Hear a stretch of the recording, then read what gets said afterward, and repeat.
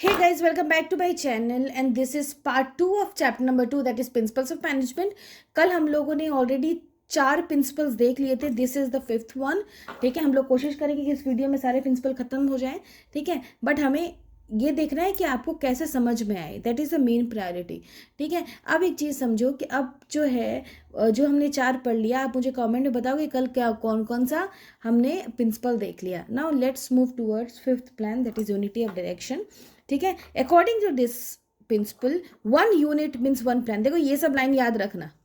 1 unit means 1 plan. That is the efforts of all members and employees of organization must be directed towards one direction, that is the achievement of common goal.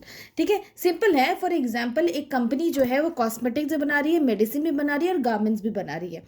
ठीक है, Fayol ये बोलता है कि हर काम के लिए आप अलग अलग आदमी को रखिए. हर काम के लिए आप प्रोडक्शन अलग करिए, सेल्स अलग करिए, फाइनेंस अलग करिए, ताकि वो जो एक चीज़ बन रहा है ना वो अच्छे से बने. डायरेक्शन ये नहीं कि कॉस्मेटिक वाला आदमी ये सोच रहा है कि अरे मेडिसिन का क्यों परचेज नहीं हो रहा है या सेल क्यों नहीं हो रहा. ठीक है, वो नहीं होना चाहिए. फ्योल ने बोला है कि आपका जो डायरेक्शन है वो है ना वो कॉमन गोल की तरफ होना चाहिए. जो ऑर्गेनाइजेशन का कॉमन गोल है, प्रॉफिट मैक्सिमाइजेशन, काम को पूरा करना, उसकी तरफ होना चाहिए. लेकिन वो एक दूसरे के ऊपर ओवरलैपिंग नहीं करना चाहिए. आप इसका काम देख रहे हो, वो आपका काम देख रहा है, वो नहीं होना चाहिए. सबको अपना अपना काम खुद देखना है.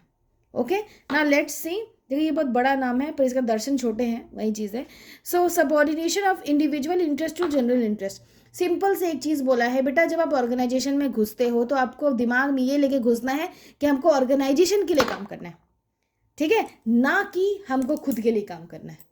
ठीक है, अगर मान लो कोई इम्प्लॉय ऑर्गेनाइजेशन में घुसता है और घुसने के बाद वो इम्प्लॉय जो है अपना बेनिफिट सोचने लगता है, तो वो फिर इसको वायलेट कर रहा है. वायलेट का मतलब क्या, वो इसको पूरा नहीं कर रहा है. सिंपल बोला है कि subordination of individual interest to general interest. ठीक है, इसका मतलब सिंपल है कि जो इंडिविजुअल इंटरेस्ट है वो हमेशा डाउन जाएगा और जनरल इंटरेस्ट हमेशा ऊपर आएगा. जनरल इंटरेस्ट क्या है, to earn more and more profits और टू अचीव ऑर्गेनाइजेशन गोल, वो होना चाहिए. ठीक है, अभी मैं एग्जांपल दूंगी पर अभी आप ये इसका एक बार पढ़ो, इसको क्या लिखा हुआ. चलो, according to this principle the individual interest must not supersede the organisation interest. Simple है, इसमें बोला गया है, फ्योल ने बोला है कि जो इंडिविजुअल का इंटरेस्ट है वो कभी भी ऊपर नहीं जाना चाहिए ऑर्गेनाइजेशन का इंटरेस्ट से. ऑर्गेनाइजेशन का जो इंटरेस्ट है वही हमें ध्यान में रख के चलना चाहिए. In the organisation all the employees are working with same objective and that objective must look after only organisation and not on personal interest. Personal interest नहीं होना चाहिए, याद रखना, खुद का फायदा नहीं होना चाहिए. फॉर एग्जाम्पल, ठीक है, फॉर एग्जाम्पल कि आप एक कंपनी के मैनेजर हो. ठीक है, और ना आपने लीव लिया है और आपके घर में शादी है. ठीक है, आप शादी में चले गए, अचानक वहाँ से फ़ोन आता है ऑफिस से कि एक बहुत अर्जेंट मीटिंग है और यू हैव टू अटेंड. ठीक है, उस केस में अगर आप डिनाई कर देते हो, मना कर देते हो कि नहीं मेरे घर में फंक्शन है, आई कैन नॉट कम, अगर ये बोल देते हो, इसका मतलब ये जो है ना यह पूरा नहीं करते. लेकिन वहीं अगर आप सब छोड़ के ऑर्गेनाइजेशन चल जाते हो, इसका मतलब आपने अपने आप से ज़्यादा किसको ऊपर रखा, ऑर्गेनाइजेशन को ऊपर रखा. अब समझ में आया होगा. ठीक है, अब चलते हैं हमारा 7 नंबर पे. Let's revise unity of direction, subordination of individual interest to general interest. पहला क्या था बताओ, डिविजन ऑफ वर्क. दूसरा क्या था बताओ, सोचो दूसरा क्या था, अथॉरिटी रिस्पॉन्सिबिलिटी. ठीक है, तीसरा क्या था, डिसिप्लिन. चौथा क्या था, सोचो क्या था चौथा, very good, unity of command. ये है 5th, यूनिटी ऑफ डायरेक्शन. एक चीज़ याद रखना, unity of command, unity of direction, ये ना कॉम्बिनेशन में भी पूछता है. ठीक है, तो आप दिमाग में ये चीज़ एकदम ध्यान रखना.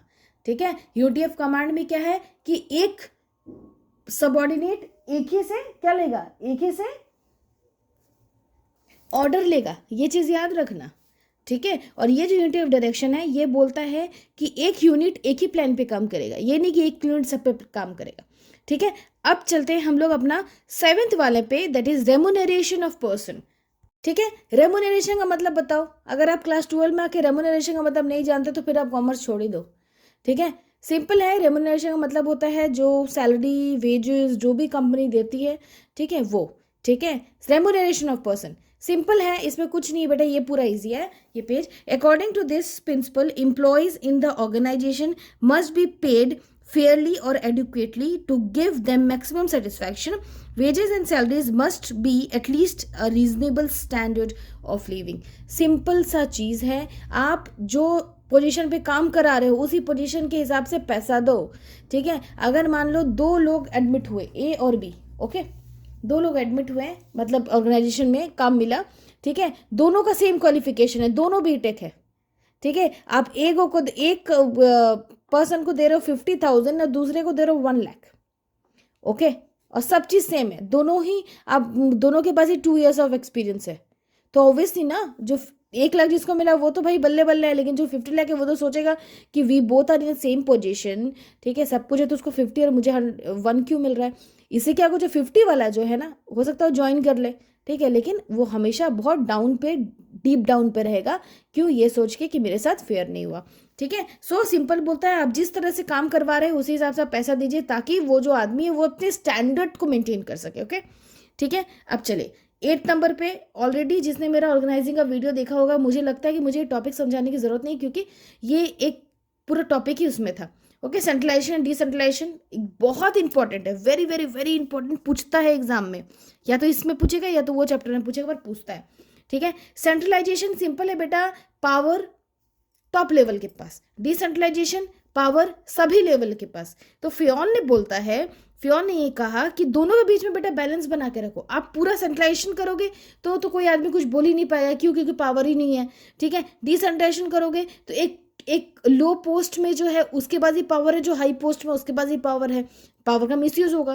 तो हेनरी फियोन ने बोला कि दोनों के बीच में ना एक बैलेंस बना के रखो, जो भी इंपॉर्टेंट डिसीजंस है वो सारे टॉप लेवल लेंगे, और जो छोटे मोटे डिसीजंस है वो बाकी लेवल्स लेंगे, ठीक है। ये टॉपिक को समझने के लिए बेटा इसका डिफरेंस वगैरह सब उसमें बताया गया है, जाके ऑर्गेनाइजिंग देखो, ठीक है। चलो अब हम लोग चलते हैं, हमारा 9th नंबर, 8 नंबर तक हो गया, 9th नंबर पे चलते हैं।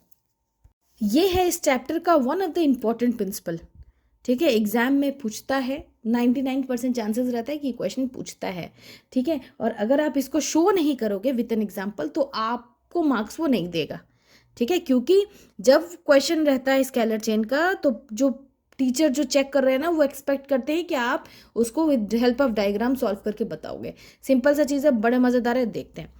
Scalar chain means a line of authority or a chain of superiors from highest to lowest rank. Fayol insists that this chain must be followed strictly in the organization. Every information must pass through every key of chain. अब समझोगे ma'am क्या बोल रहा है, कुछ समझ नहीं आ रहा है। सिंपल सा चीज़ है बेटा, ये एक ऑर्गेनाइजेशन, ओके, ठीक है, ये एक ऑर्गेनाइजेशन है, यहाँ पे ए बैठा है, यहाँ बी, सब एम्प्लॉय है, C D E F G H I J K L, इतने लोग इस ऑर्गेनाइजेशन में काम करते हैं, ठीक है। अब फियोल ने बोला है कि अगर आपको कोई, देखो ऑर्गेनाइजेशन में तो ऑब्वियसली इंफॉर्मेशन इधर से उधर पास होता है, राइट।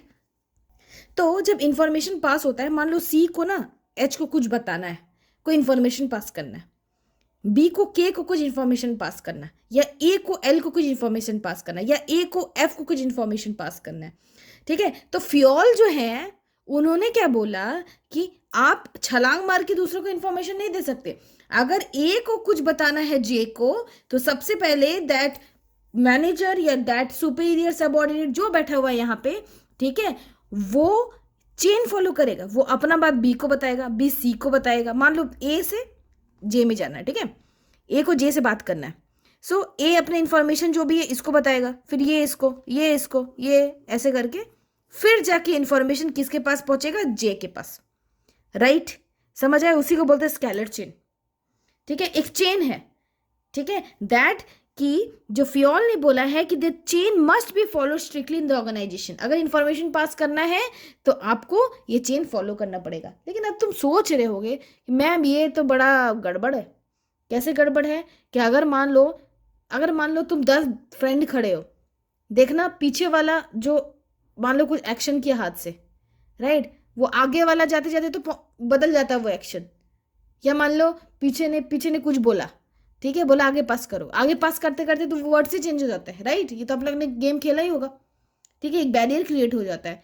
तो स्केलर चेन यही बताया गया है स्केलर चेन में कि आपको क्या करना है, जब भी आप फॉलो करोगे बेटा, आपको एक चेन फॉलो करना है, ठीक है। आप सोचोगे मैम ये तो बड़ा टाइम टेकिंग है, इसमें तो डिसीजन लेने में बहुत प्रॉब्लम होता होगा, ठीक है, ऑब्वियसली प्रॉब्लम होता है, ठीक है। तो अब भाई फ्योल ने तो बना दिया स्केलर चेन, ठीक है। अब लोग बोलने लगे कि स्केलर चेन बना दिया, तो अब मान लो कि हमको बहुत इमरजेंसी है, कंपनी को बहुत बड़ा लॉस हो जाएगा, ठीक है, और ए को आई से बात करना है, तो क्या ऐसे चेंज करके जाएंगे तब तो लॉस हो जाएगा, ठीक है। उस केस में बेटा फ्योल ने एक सब्स्टिट्यूट निकाला, क्या निकाला, सब्स्टिट्यूट निकाला, जिसको बोलते हैं गैंग प्लैंक। क्या बोलते हैं बेटा, गैंग प्लैंक, क्या बोलते हैं, गैंग प्लैंक, ठीक है। अब गैंग प्लान में बड़ा सिंपल है, गैंग प्लान में होता है कि गैंग प्लान जो है वो परमिट करता है communication between employees working in different position without following scalar chain. Gang plan के हिसाब से आपको अगर ए को जे से बात करना है तो आप डायरेक्टली बात कर सकते हो with the help of gang Planck.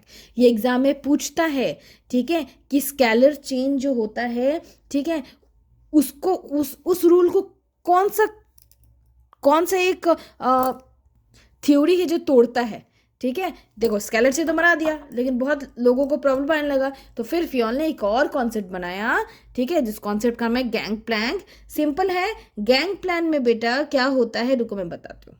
मैंने सिंपल यहाँ लिख दिया, gang plan permits direct communication between the employees working in different positions without following the scalar chain. देखो ये डायग्राम है, ए को आई से बात करना है और डायरेक्टली बात कर सकते with the help of gang plan. ये इंपॉर्टेंट है, ये पूरा आपको बना के लिखना होगा बेटा, तभी आपको मार्क्स का एक्सपेक्टेशन कर सकते हो, ठीक है। अब देखते हैं हम लोग अपना 10th नंबर वाला principle, that is principle of order. अब बड़ा इजी है, ठीक है, चलो देखते हैं, समझ आया, ठीक है। अब जो है बाकी जो हमारा बचा, ठीक है, अब ये तो 9th नंबर हो गया, 10th 11 12 13 14 5 बचा टोटल, ठीक है। 5 हम लोग नेक्स्ट वीडियो में देखेंगे। चलो अब समझ में आएगा तो लाइक सब्सक्राइब कर देना, ठीक है, और पढ़ो जैसे लगभग सारे चैप्टर्स के वीडियो अपलोडेड है, सिर्फ चैप्टर नंबर 3 नहीं है, ठीक है। चलो बाय, टेक केयर।